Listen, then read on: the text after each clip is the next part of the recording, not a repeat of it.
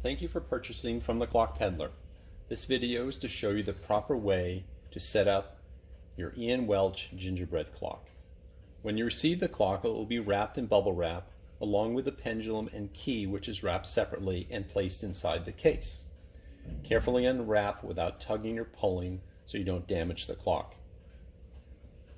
The pendulum will be disabled with a rubber band, and just remove the thumbtack in the bottom and just lift the rubber band off.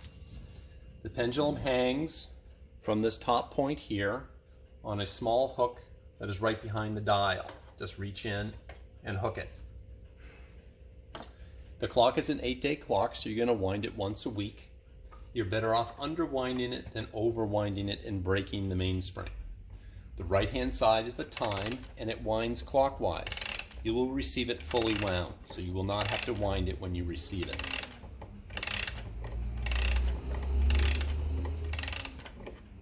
The left hand side is the strike, and it also winds counterclockwise.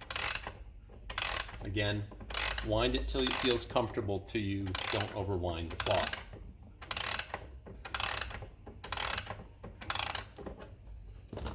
Starting the clock is simply a little tap of the pendulum. It does need to be on a level, stable surface. Setting the hands, you go clockwise with the minute hand.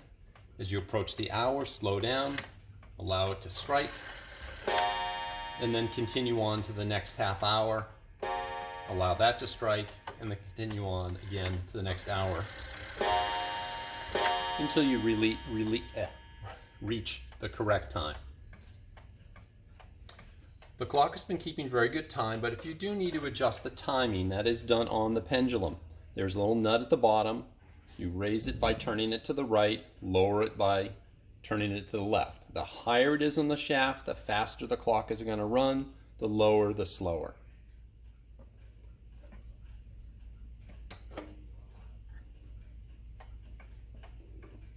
As far as maintenance goes, the clock should be seen by a clock professional every 2 to 3 years just for lubrication.